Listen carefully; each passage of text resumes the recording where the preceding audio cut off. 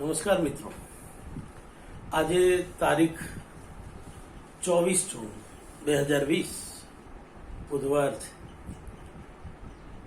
આગળના વિડીયોમાં આપણે જુદા જુદા વાદ જોવાનો આરંભ કર્યો છે.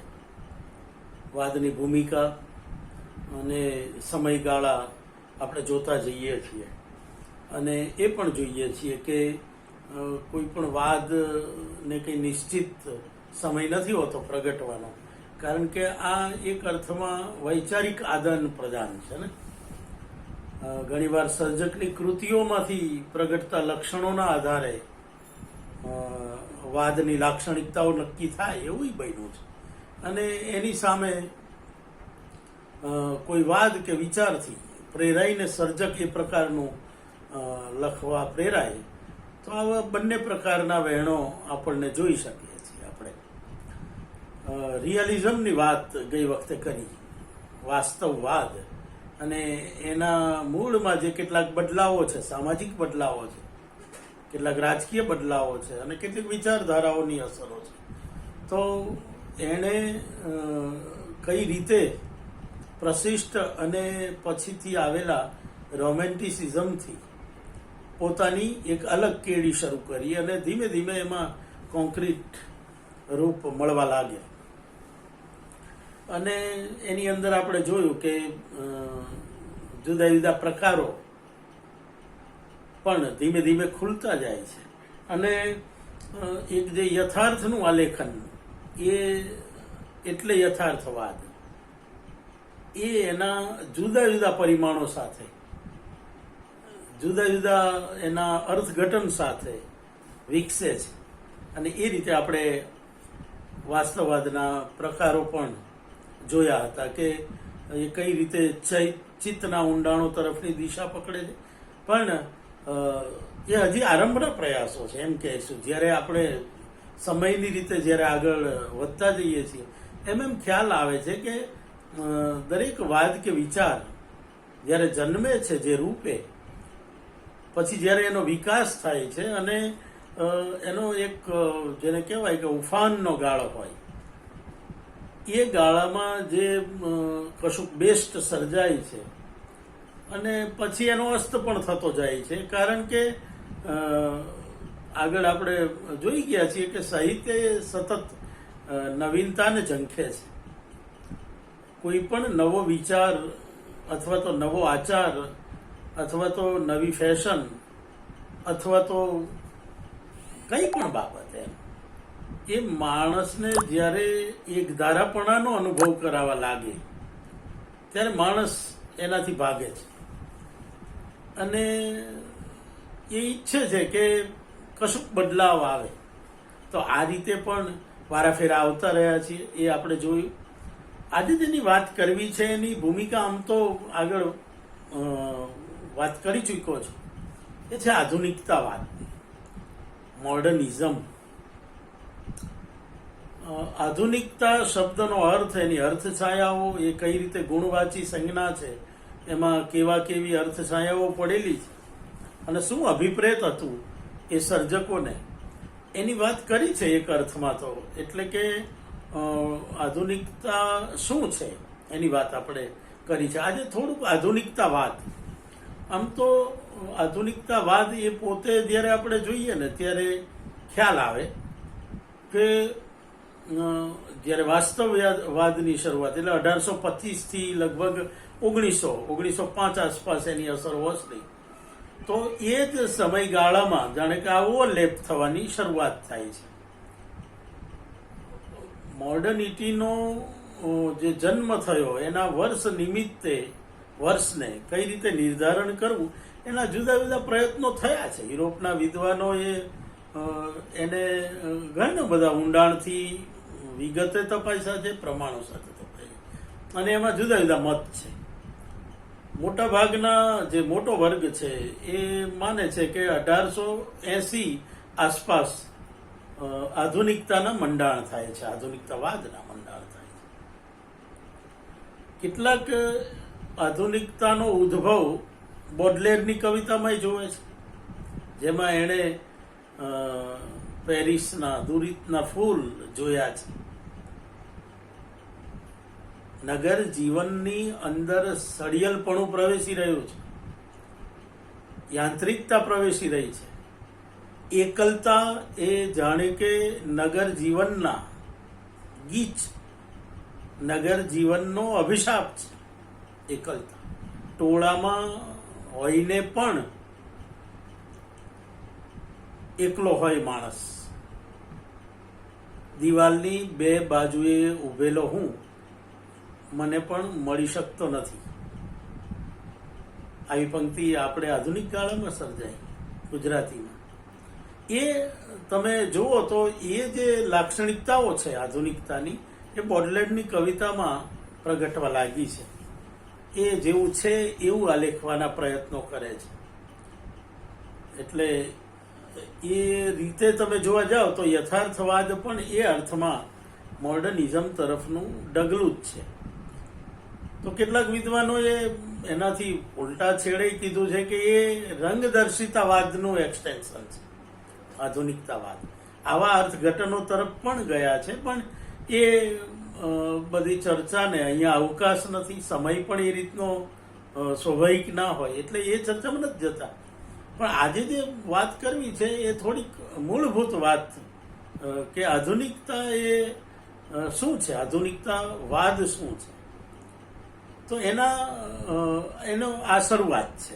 કેટલાક બોડલે એટલે કે 1870 થી કહે છે, કેટલાક 1880 થી કહે છે, કેટલાક 90 સુધી પણ એ સમયગાળાને લઈ જાય છે. પણ બધા એક વાતે સહમત છે, અને એ કે એ પહેલું વિશ્વયુદ્ધ પૂરું થયું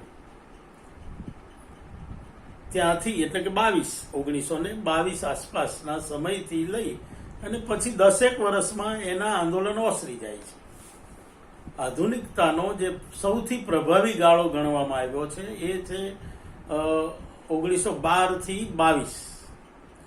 આ ગાળામાં વિશ્વયુદ્ધ થયા છે.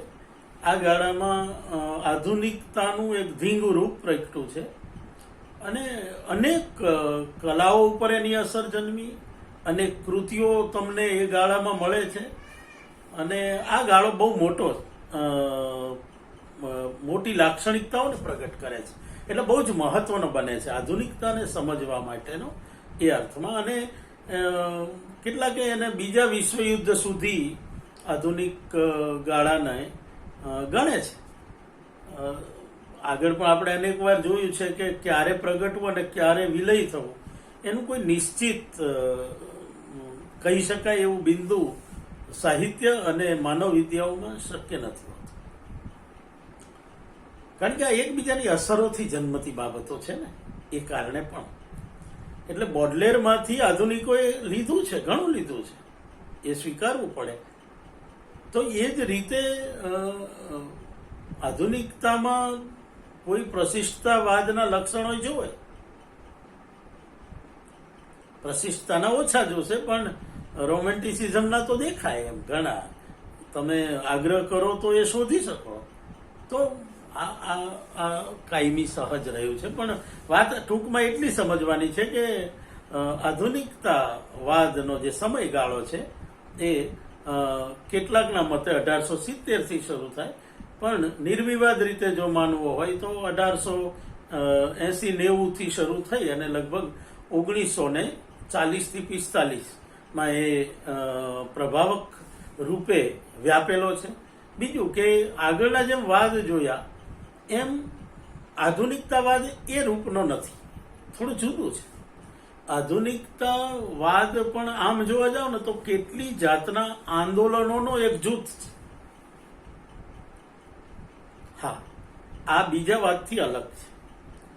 બીજા વાદમાં આપણે ક્લાસિકમાં જોયું હતું, પછી રંગદર્શીમાં અને વાસ્તવવાદમાં જોયું કે એ એક જાતનું રિફ્લેક્શન હતું સામાજિક જરૂરિયાતનું અને સામાજિક ઈચ્છાઓનું.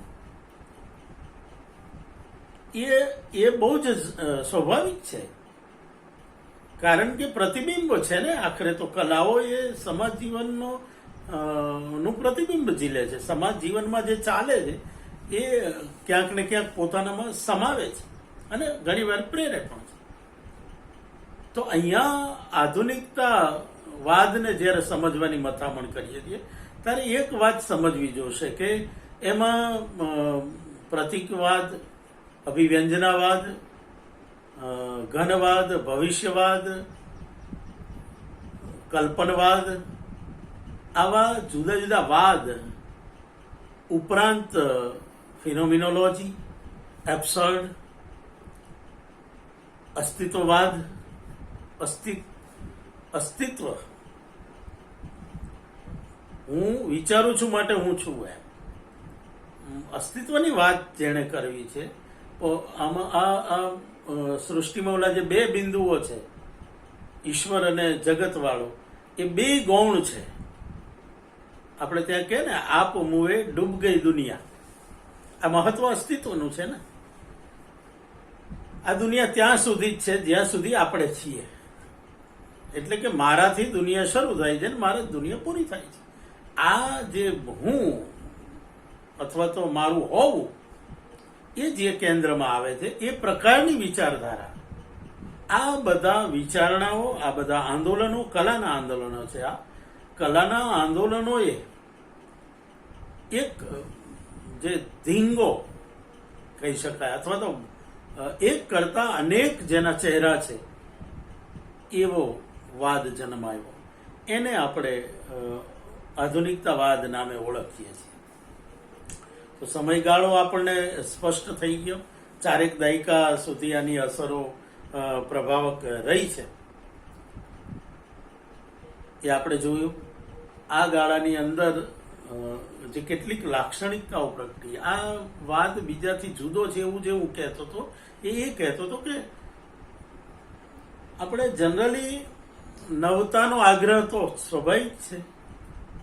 બોર્ડમ ક્રિએટ થાય છે એકની એક પ્રકારની શૈલીથી, એકના એક પ્રકારના કથાનકથી, એકના એક પ્રકારના આગ્રહોથી, અને એકના એક પ્રકારનું જ્યારે આપણે જોઈએ ત્યારે આ થવું સ્વાભાવિક છે. એટલે નાના મોટા બદલાવો તો સહજ જીવનમાં આવતા જ હોય છે. એમ રોજે ફલાણા પ્રકારના કપડાં પહેરું છું, ચલો હું આજે કંઈ જુદું પહેરી જઉં, એ પ્રકારનો જે આપણો આગ્રહ છે, એ કોઈ ક્રાંતિ નથી ને. એ ક્રાંતિ નથી, પણ બદલાવ છે. તો બીજા ઇઝમ્સ ને તમે જુઓ અને એના મુકાબલે આધુનિકતાને જ્યારે જોઈએ ત્યારે જે એમાં એક મોટું પરિબળ દેખાયું એ છે કે એ ક્રાંતિકારી છે. તમને થાય કે એવી કઈ ક્રાંતિ સર્જી દીધી. તો વિગતે જોવું હોય તો આગળના વિડીયોમાં જે અમે આધુનિકતાની વાત કરી છે એ જોઈ શકાય. પણ સૌથી મોટી જે ક્રાંતિ છે ને એ છે કે જનરલી પરંપરામાં થોડા મૂલ્યોમાં આપણે ફેરફારો કરતા રહીએ છીએ. આવા નાના બદલાવોથી એક બળ મળતું હોય છે પ્રવાહને, તો એ બધું થતું હોય છે. પણ આધુનિકતાએ તો સૌ મોટી વાત તો એ કરી કે પરંપરાનું બધું જ ફગાવ.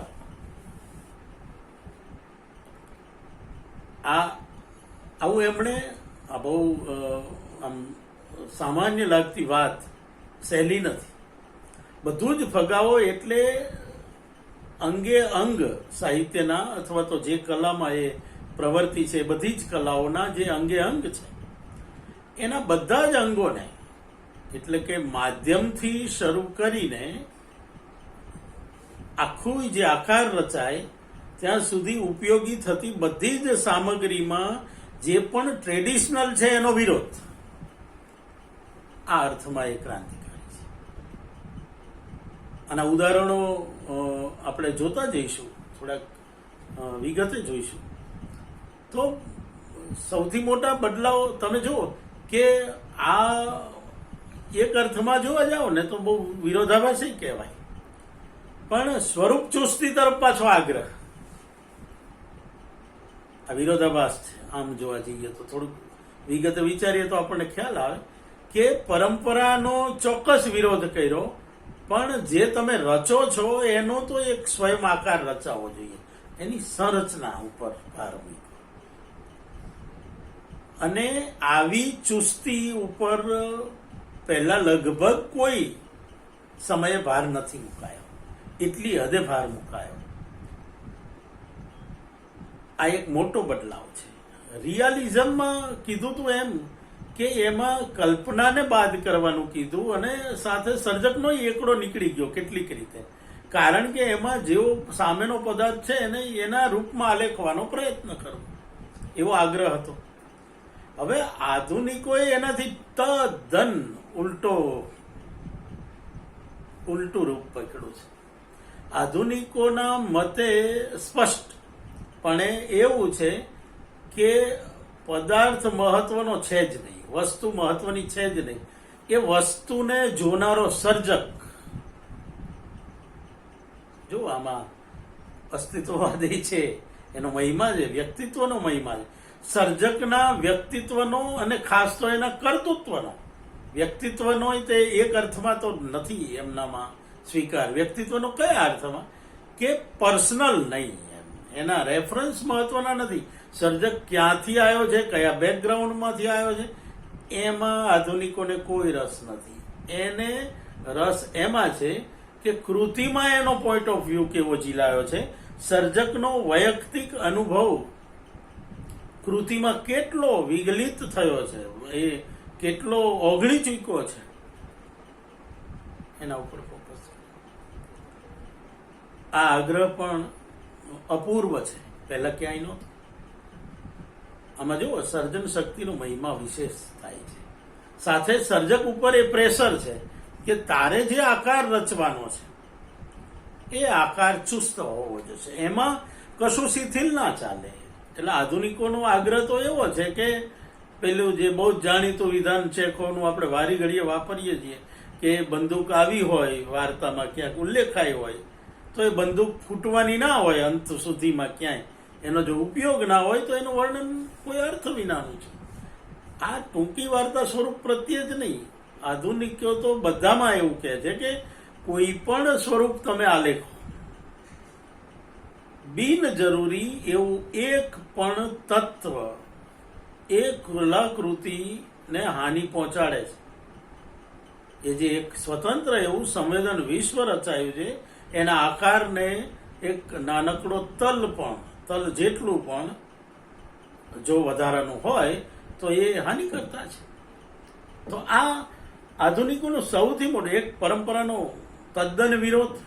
એ વિરોધ કેમ એ આપણે હવે પછીના વિડીયોમાં જોઈશું, પણ બહુ ભયંકર વિરોધ. એમ એ વિરોધ કરવાના એમની પાસે કારણો હતા ને, એ કારણોને સમજવા જેવા છે. નગર જીવનની યંત્રણાઓમાંથી આમ જોવા જાવ ને તો આ વાદનો જન્મ જ નગર જીવનમાંથી થયો છે. આને વ્યાપક એવા જે વૈશ્વિક જેને કહેવાય પ્રદેશો, એના ઉપર બહુ નભનારો આ વાદ નથી. આ વાદ એવા માણસો ઉપર નભનારો છે જે એકબીજાની સાથે ભીચડમ ભીચ રહે છે.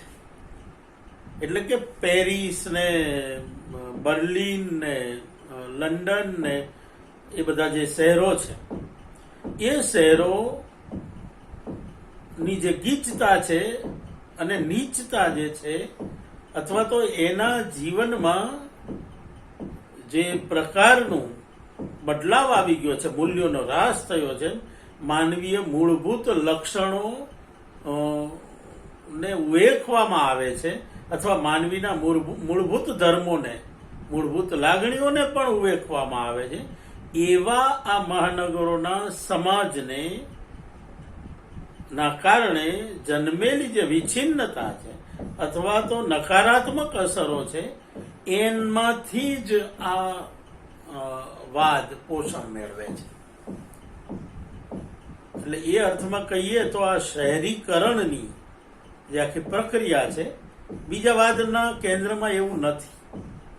જ્યારે આધુનિકતાવાદના તો કેન્દ્રમાં જ આ બાબત રહેલી છે અને એ આધુનિકતાનું એક મોટું બળ બને છે. તો તમે જુઓ કે પરંપરાનો વિચ્છેદ, આકાર પરસ્તી, વૈયક્તિકતાનો આમાં જય છે. કારણ કે આમ ટોળું છે પણ અનુભવ પૂર્ણપણે વૈયક્તિક છે. અને બીજું એક જે મોટું લક્ષણ પ્રગટ્યું એ આઈડેન્ટિટી ભૂસવાનું. એક બાજુ I think there four I એમ, અને બીજી બાજુ આઈડેન્ટિટી ભૂસાઈ ગઈ છે. આ નગર જીવને માણસની ઓળખને ભૂસી નાખી છે. આ સિદ્ધ કરતું આ લેખન પાછું એમણે કરવું છે. આ પણ આંતરવિરોધ છે ને. એક બાજુ વ્યક્તિત્વ અને વ્યક્તિનો મહિમા, બીજી બાજુ એવું વિશ્વ આલેખવું છે જેમાં વ્યક્તિત્વો ખરેખર લોપાઈ ચૂક્યા છે. એનો રસ્તો પણ એ કાઢે છે. એટલે આધુનિકતા ને આલેખતી રચનાઓની અંદર આપણને જે વિશેષતા જોવા મળી એ જોવા મળી કે વિશ્વ પ્રસિદ્ધ એવા પાત્રો સર્જાયા હતા. તમે જોયું ને, રોમેન્ટિક ગાળામાં જુઓ કે એનાથી આગળ ક્લાસિકમાં શેક્સપિયરમાં આપણે જોયું. હેમ્લેટને બધા ઓળખીએ, મર્ચન્ટને બધા ઓળખીએ, એના કેટલા બધા પાત્રો છે. ભલે આગળના મિથમાંથી આવેલા, ક્લિયોપેટ્રાને નવેસરથી આખી દુનિયા ઓળખે.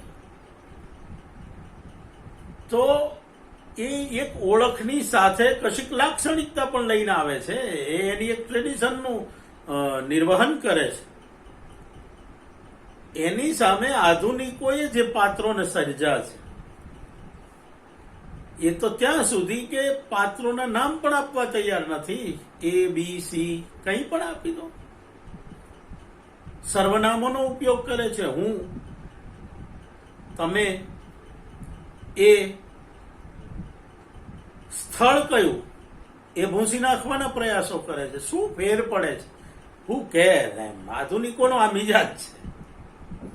શું ફેર પડે છે? એ પેરિસમાં હોય કે લંડનમાં હોય, સમસ્યાઓ સરખી છે શહેરની. તો આ એ મિજાજ જે પ્રગટો છે એ અપૂર્વ છે. એ આધુનિકતાના કેન્દ્રમાં છે.